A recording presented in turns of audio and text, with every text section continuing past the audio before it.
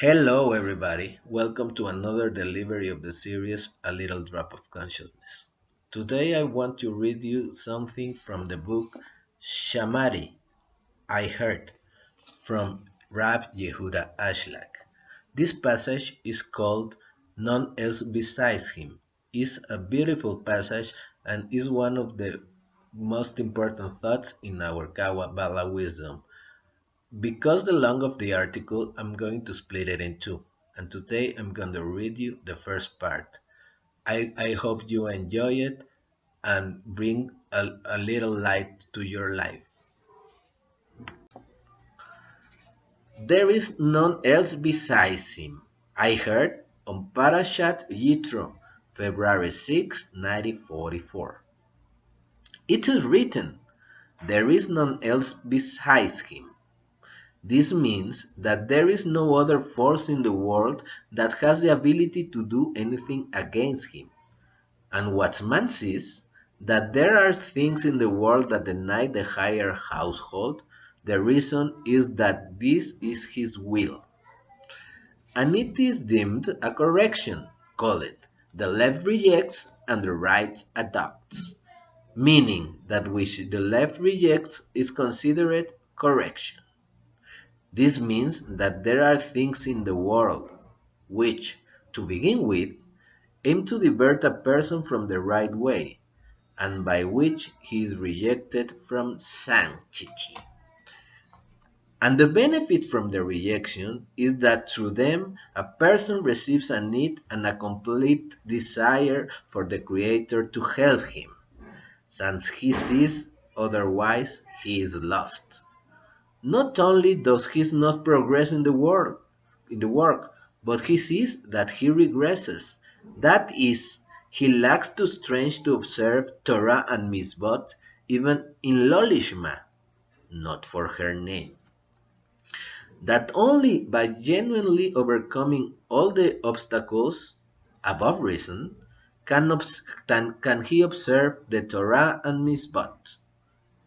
But he does not always have the strength to overcome above reason. Otherwise, he is forced to deviate, God forbid, from the way of the Creator, even from Lolishma. And he who always feels that the shattered is greater than the whole, meaning that there are many more descents than ascents, and he does not see an end of this state, and he will forever remain outside of holiness, for he sees that this is difficult for him to observe even as a little as a jot, unless by overcoming above reason. But he is not always able to overcome, and what should be the end? Then he comes to the decision that no one can help him but the Creator himself. This causes him to make a heartfelt demand to the Creator will open his eyes and heart, and truly bring him nearer to eternal addition with God. It thus follows that all reaction he had experienced had come from the Creator. This means that this was not because he was at fault, that he did not have the ability to overcome. Rather, for those people who truly want to draw near the Creator, and so they will not settle for a little, meaning remain as senseless child, he is therefore given help from above, so he will not be able to say that thank God I have Torah and Mitzvot and good deeds, and what else do I need? And only if that person has a true desire will he receive help from above, and he is constantly shown how he is at fault in his present state. Namely, he sent thoughts and views which are against the work.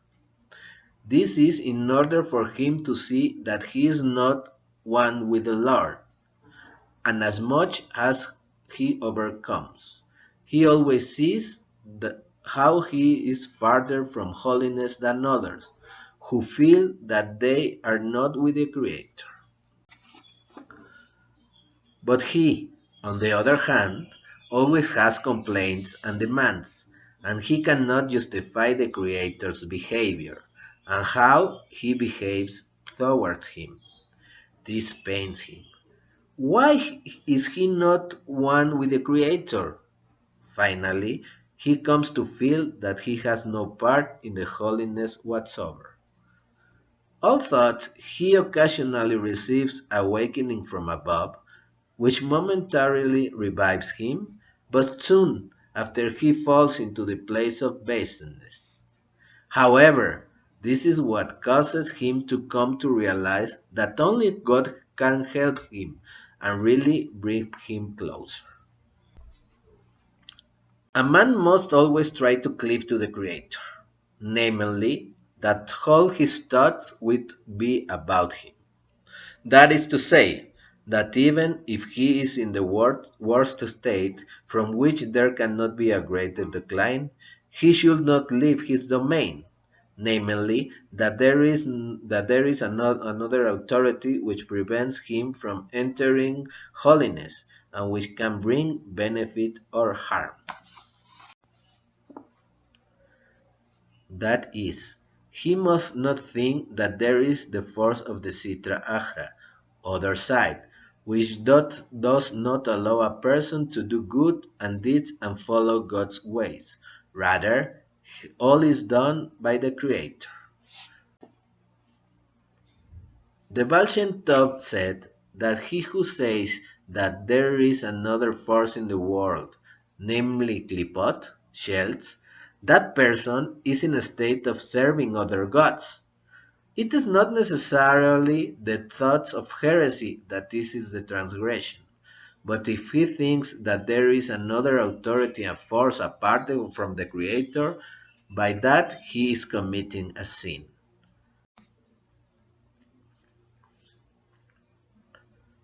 Thanks for watching this video, and I hope you like it.